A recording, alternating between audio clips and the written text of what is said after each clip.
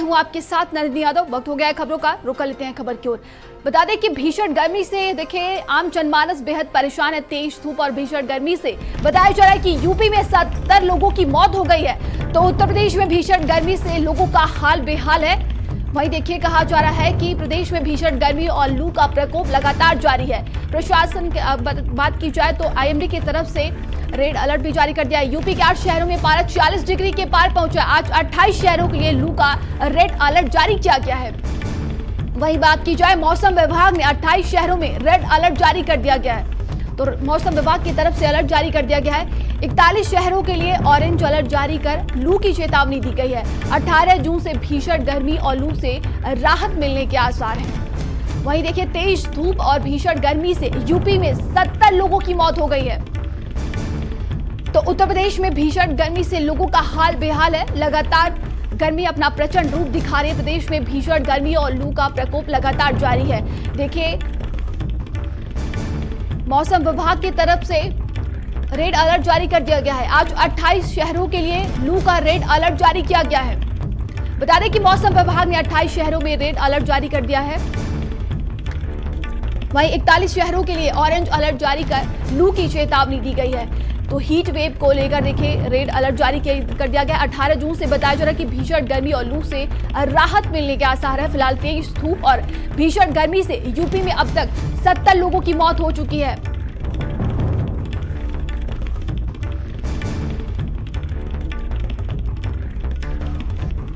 तो देखिए प्रदेश में भीषण लू और गर्मी का प्रकोप लगातार जारी है। यूपी के 8 शहरों में पारा 40 डिग्री के पार पहुंच चुका है और आज 28 शहरों के लिए लू का रेड अलर्ट जारी कर दिया गया है। मौसम विभाग ने 28 शहरों में रेड अलर्ट जारी किया है।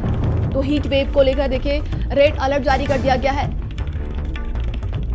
चिलचिलाती धूप और गर्म हवाओं से आम जनता का हाल बेहाल हो चुका है। वहीं कहा जा रहा है कि 18 जून से भीषण गर्मी से थोड़ी सी राहत मिलने के आसार है, लेकिन तेज धूप और भीषण गर्मी से देखिए यूपी में अब तक 70 लोगों की मौत हो चुकी है।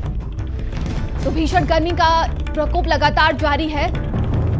वहीं मौसम विभाग की तरफ से लू को लेकर रेड अलर्ट जारी कर दिया गया है।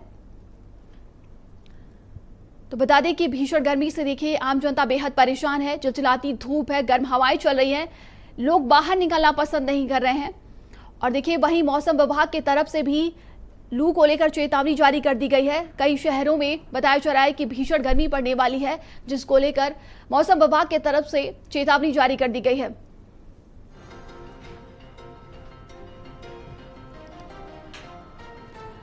और भीषण गर्मी को ही लेकर हमारे सहयोगी अलग अलग स्थानों से हमारे साथ जुड़ गए हैं। नरेंद्र हमारे साथ जुड़ गए हैं मेरठ से और अरविंद हमारे साथ जुड़ गए हैं लखनऊ से।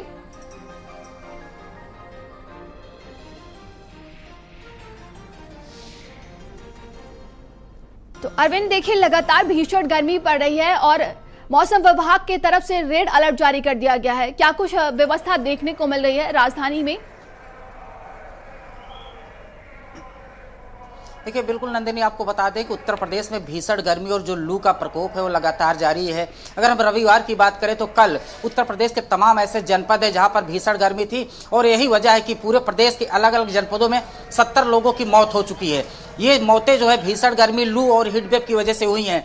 अगर मौसम विभाग की बात करें तो मौसम विभाग ने उत्तर प्रदेश के 28 जो जनपद है वहां पर रेड अलर्ट जारी किया है और 41 जो जनपद है वहां पर ऑरेंज अलर्ट जारी किया है। मौसम विभाग की अगर माने तो इन जनपदों में लगातार जो है भीषण गर्मी, हीटवेव और लू लगातार यहाँ पर देखने को मिलेगी और यहाँ दिन का जो तापमान है वो काफी अधिक रहेगा। अगर हम राजधानी की बात करें तो राजधानी का जो तापमान है वो लगातार, अभी सुबह की बात करें तो धीरे धीरे जो है धूप कम है, लेकिन ये जैसे जैसे समय बढ़ता जाएगा वैसे वैसे धूप का जो ये तापमान है, जो गर्मी है वो लगातार बढ़ती जाएगी। मौसम विभाग ने ये भी कहा है कि जो है जिस तरह से दिन में भीषण जो है गर्मी होगी, लू होगा और 25 से 30 किलोमीटर प्रति घंटे की जो है रफ्तार से हवाएं चलेगी, तो ये जो भीषण गर्मी हीट वेव है ये लोगों को लगातार जो है परेशान कर रहा है। और अगर बात करें तो लोग लगातार जो है गौछे और छाते का सहारा ले रहे हैं, तरल पेय पदार्थ का लगातार सहारा ले रहे हैं। उसके बावजूद भी उत्तर प्रदेश के तमाम ऐसे जनपद है जहां पर कई लोगों की मौत हो चुकी है। जी बिल्कुल सहयोगी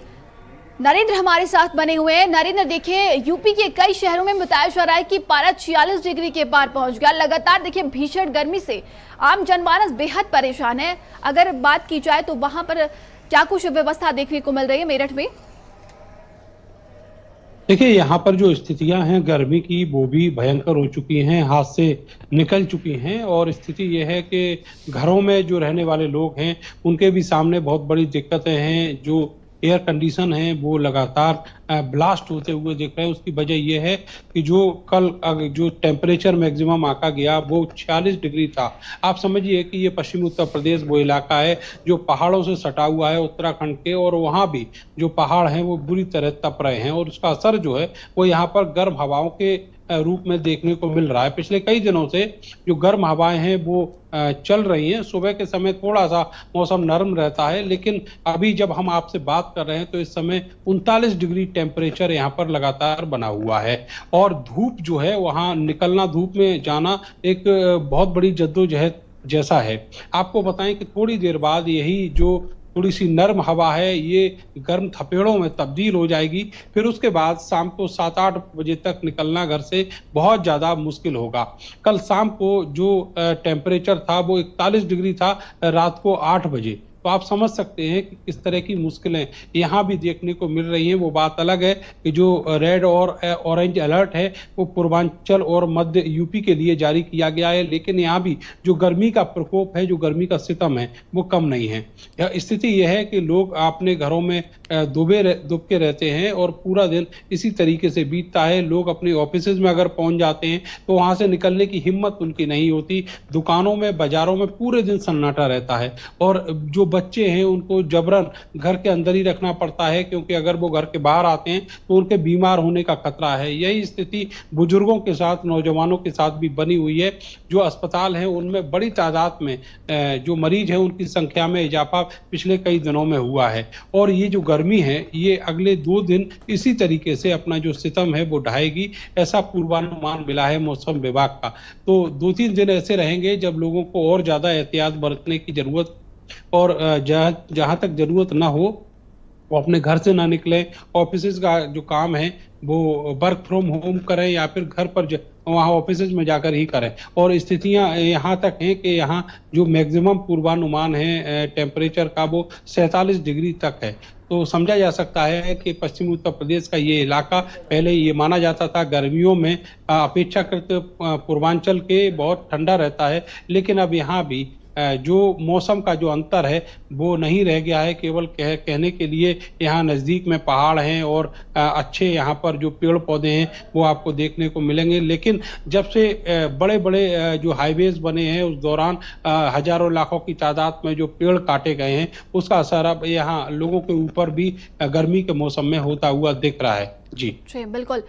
सहयोगी लोकेश हमारे साथ बने हुए हैं। लोकेश, देखिए आज रेड अलर्ट जारी कर दिया गया है 28 शहरों के लिए। भीषण गर्मी से आम जनमानस की जो दैनिक कार्य हैं वो लगातार बाधित हो रहे हैं। देखिए आम जनजीवन अस्त व्यस्त हो चुका है।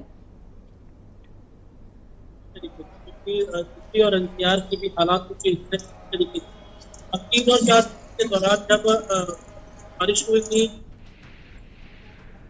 के पहले दिल्ली एनसीआर का टेम्परेचर 48 से 50 डिग्री तक दिल्ली के कुछ इलाकों में पहुंचा था, लेकिन अब फिर से टेम्परेचर 46-47 डिग्री पहुंच रहा है और सुबह के तकरीबन 9:15 बज रहे हैं और इस वक्त हम लू की एक थपेड़ों की जो है वो महसूस कर पा रहे हैं। और जैसे जैसे दिन आगे बढ़ेगा वैसे वैसे ये जो हवाएं चल रही हैं ये बेहद और ज्यादा गंभीर होंगी और लू के थपेड़े में पूरी तरीके से कन्वर्ट हो जाएंगी।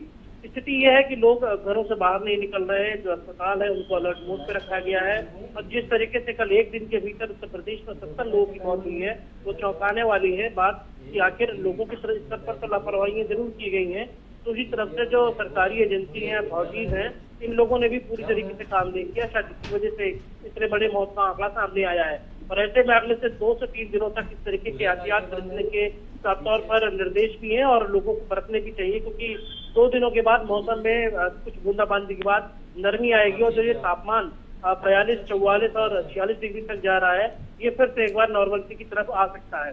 लेकिन इनके बीच में लोगों को साफ साफ तौर पर नसीहत डॉक्टर की तरफ से दी गई है कि दोपहर में खासकर 12 बजे से लेकर के 4 बजे के बीच में अगर बहुत ज्यादा कोई जरूरी काम ना हो तो बाहर ना निकले, और निकले तो अपने सर को ढक के अंगोछे से या फिर छाते का इस्तेमाल करें, क्योंकि सीधे अगर सन की हीट पड़ती है तो वो सीधे आपको हीट स्ट्रोक में कन्वर्ट कर सकती है, क्योंकि हीट वेव जो चल रही है उससे हीट स्ट्रोक आने की संभावनाएं सबसे ज्यादा है।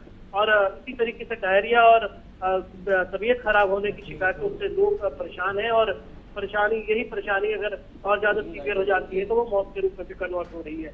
तो अगले 2 से 3 दिन बेहद अहम है, खासकर पूरे उत्तर प्रदेश के लिए, पूरे दिल्ली एनसीआर के लिए, और उम्मीद ये जाहिर की जा रही है कि 2 दिनों के बाद जरूर राहत मिलेगी। तो ये 2 दिन बेहद सावधानी बरतने के साथ तौर पर लोगों को निर्देश भी है, और लोगों को बरतनी भी चाहिए अगर उन्होंने अपने जान का ख्याल रखें। जी बिल्कुल, अरविंद लगातार हमारे साथ बने हुए हैं। अरविंद देखिए, अभी गर्मी की मार लोगों को झेलनी पड़ेगी, क्योंकि यूपी की अगर बात की जाए तो यहाँ पर 21 जून को मानसून दस्तक देने वाला है।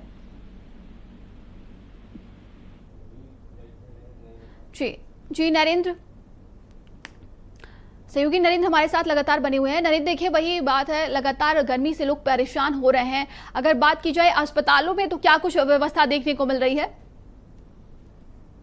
देखिए, जहां तक जिला अस्पताल और मेडिकल कॉलेज की बात करें तो ऐसा सरकार की ओर से निर्देश है कि इस गर्मी के मौसम में मरीजों के लिए एक स्पेशल इंतजाम वहां किए जाने चाहिए, लेकिन ऐसा कुछ देखने को नहीं मिल रहा है। आपको लंबी लाइनों का सामना करना पड़ेगा। अगर आप ओपीडी में जाते हैं तो वहां भी लंबी लाइनें लगी हुई हैं, और जो गंभीर मरीज हैं उनकी स्थिति भी ऐसी है। उनको ट्रीट करने वाला इमीडिएट कोई भी इन अस्पतालों में, सरकारी अस्पतालों में नहीं होता। निजी अस्पतालों में भी बहुत भरमार है, और वहां भी जो डॉक्टर्स हैं ऊने दूने जो दाम हैं वो वसूल रहे हैं मरीजों से। सरकारी अस्पतालों में अभी 3 दिन पहले भी कुछ ऐसी तस्वीरें आई थी जब मेडिकल कॉलेज के बाहर कुछ लोग ऐसे ही तड़पते हुए दिखाई दिए थे। कुछ मरीज थे, उनको समय से ट्रीटमेंट नहीं मिला।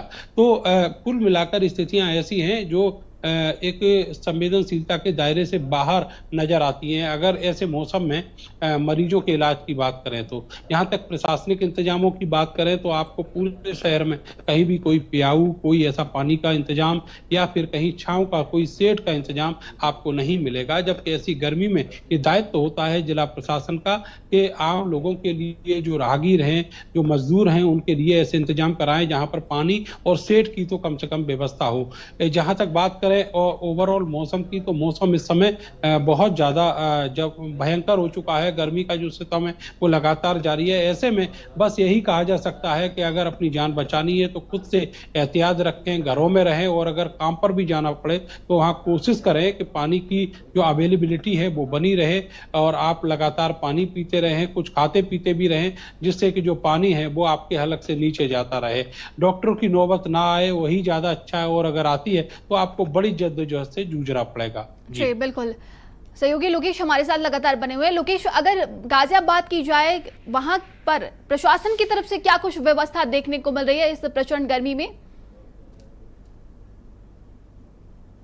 जरूर की जाती निगम की तरफ से कि जो रेड लाइट है पूरे शहर में, ऐसा तस्वीरें हमने आगरा से भी देखी, कुछ और जगहों से भी देखी कि जहाँ रेड लाइट है वहाँ पर ग्रीन शेड का एक ग्रीन पर्दा डाला गया था, ताकि जो लोग रेड लाइट पर खड़े होते हैं, वहाँ पर गाड़ियों के एसी चल रहे होते हैं, गाड़ियों के इंजन से निकलने वाली गर्मी की वजह से खासकर 2 व्हीलर जो चलाने वाले हैं वो बेहद परेशान रहते। तो कवायद बीच में रोक दी गई। वजह ये थी कि 1-2 दिन के लिए जो बारिश हुई उसके बाद निगम ने इस कवायद को रोक दिया, और स्थिति यह है कि खासकर रेड लाइट पर या चलते हुए सड़कों पर अगर जो भी आप नए एक्सप्रेस वे और हाईवे देखेंगे उसके ऊपर एक भी पेड़ नहीं होता, और वहां पर इसी समस्या आती है कि चलती ही गाड़ियों में आग लग जा रही है। आप हालिया आपने कई सारी तस्वीर देखी होंगी।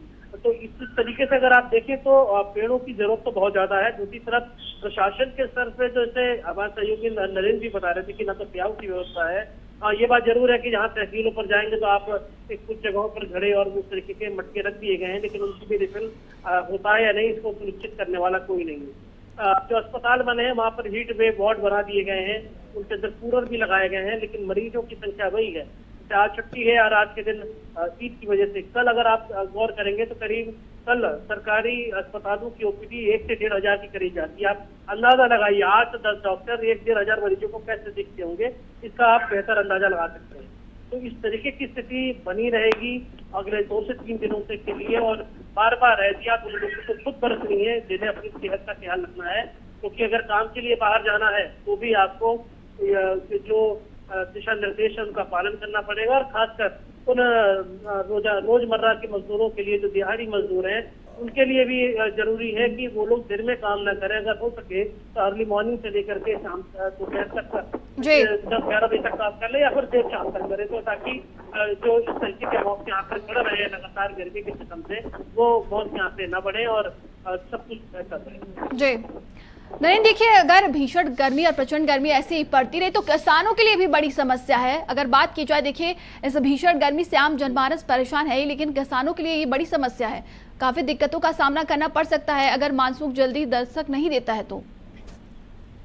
बिल्कुल, किसानों को ऐसी भीषण गर्मी में अपने खेत पर भी जाना होता है, फसल की रखवाली और उसमें काम भी करना होता है, तो निश्चित तौर पर एक बहुत बड़ी समस्या है। और केवल किसानों के लिए ही नहीं, जो मजदूर हैं उनके लिए भी बहुत बड़ी समस्या है। आप सोचिए कि जब लोग एसी और कूलर की ठंडक ढूंढ रहे हैं, वहां पर ऐसे मौसम में जो मजदूर हैं उनको अपना पसीना बहाकर और कड़ी धूप में मेहनत करनी पड़ती है, तो इस तरीके से उनका जीवन चल रहा है। लेकिन ये उम्मीद है कि 21-22 जून को जब मानसून दस्तक देगा तो यहाँ भी कुछ राहत की बूंदें बरसेंगी और जो गर्मी है, जो भीषण गर्मी है, इससे कहीं ना कहीं कुछ राहत मिलने की उम्मीद है। अभी फिलहाल जो दिक्कतें बनी हुई हैं उनका लोग डटकर मुकाबला भी कर रहे हैं। ऐसा नहीं है कि लोग जो हैं वो सभी अपने घरों में दुबके हुए बैठे हों। आप देखेंगे कि बाजार में जो छोटा रेहड़ी वाले हैं, छोटे दुकानदार हैं, वो सब बाजार में इसी धूप के बीच में नजर आते हैं। उनके ऊपर छत भी नहीं है, लेकिन उसके बावजूद भी वो दिन रात कड़ी मेहनत इसी तरह से कर रहे हैं।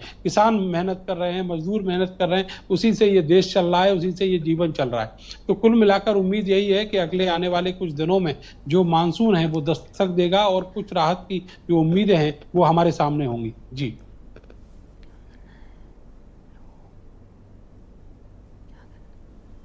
जी बिल्कुल नरेंद्र, देखिए कहा जा रहा है कि 21 जून के बाद मौसम दस्तक देगा, मानसून दस्तक देने वाला है। फिलहाल अगर बात की जाए, देखिए मौतों का आंकड़ा लगातार बढ़ता जा रहा है।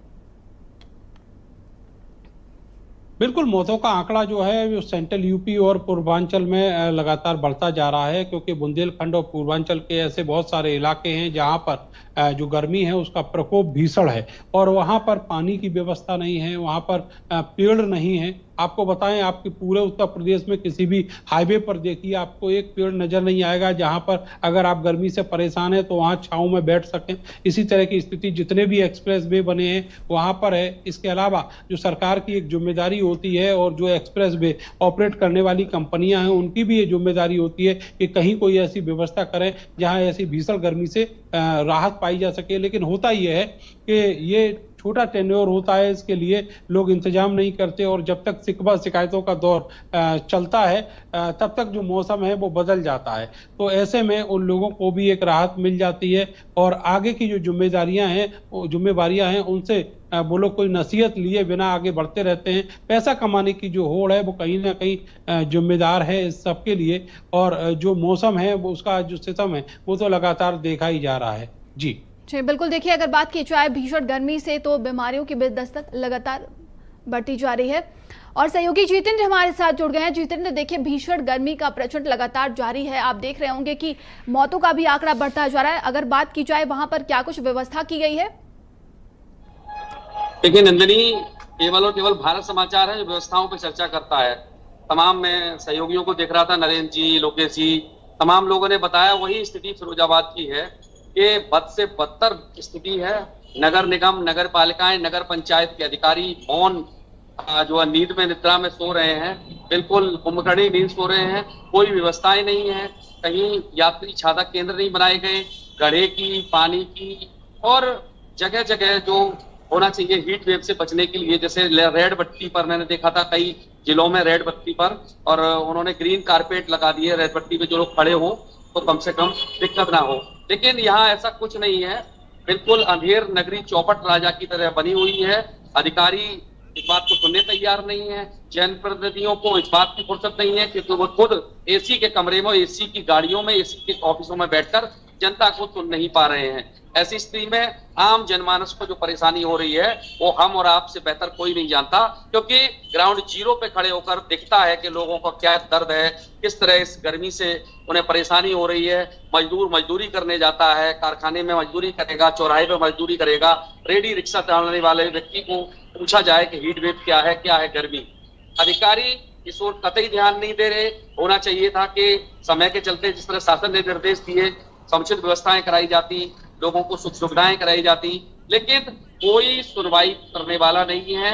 कुल मिला के ये कहा जाए कि बस अधिकारी अपने बंडर बांट में लगे हुए हैं। जनता के दुख, जनता की समस्याओं को सुनने वाला कोई नहीं है। इसका खामियाजा जो लोअर क्लास के व्यक्ति है उनको बड़े स्तर पर झेलना पड़ रहा है। डेंगू, मलेरिया, तमाम ऐसी बीमारियां हैं, अस्पताल भरे हुए हैं, प्राइवेट झोला छाप डॉक्टरों पर भीड़ लगी हुई है, क्योंकि कहीं ना कहीं फूड पॉइजनिंग इसका कारण है, कहीं ना कहीं दूषित पानी इसका कारण है।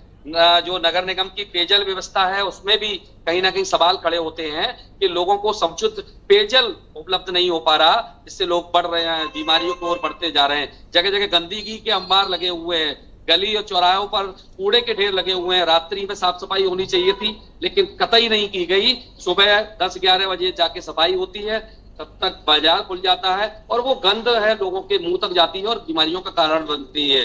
डॉक्टरों की बात माने तो ये हीट वेव है, उससे बचाव के लिए केवल वो बचें। लेकिन आम जो मजदूर है, रिक्शा चलाने वाला है, रेहड़ी चलाने वाला है, वो अगर हीट वेव से बचेगा तो उसके शाम को बच्चों के लिए क्या लेके जाएगा, बच्चों के लिए जो खाने की व्यवस्था है वो मजदूरी नहीं करेगा तो कैसे होगी। इन सबको समझने की जरूरत है। इनके लिए कोई ना कोई ऐसी पॉलिसी बनाई जाए कि 1 महीने तक, जब तक मानसून नहीं आते हैं तब तक कैसे लोगों को राहत मिले, मीडियम क्लास के लोगों को कैसे राहत मिले। और जो सरकार की योजनाएं हैं, सरकार के निर्देश हैं, उनको जिले स्तर पर अधिकारियों को उतारना चाहिए और जनता की समस्याएं हैं उनको सुनना चाहिए। जितेंद्र, जिस तरीके से आपने बताया, लगातार जो प्रशासन की तरफ से व्यवस्थाएं देखने को नहीं मिल रही है, स्वास्थ्य विभाग की तरफ से बात की जाए, क्या कुछ निर्देश दिए गए हैं? अस्पतालों में कैसी व्यवस्था देखने को मिल रही है?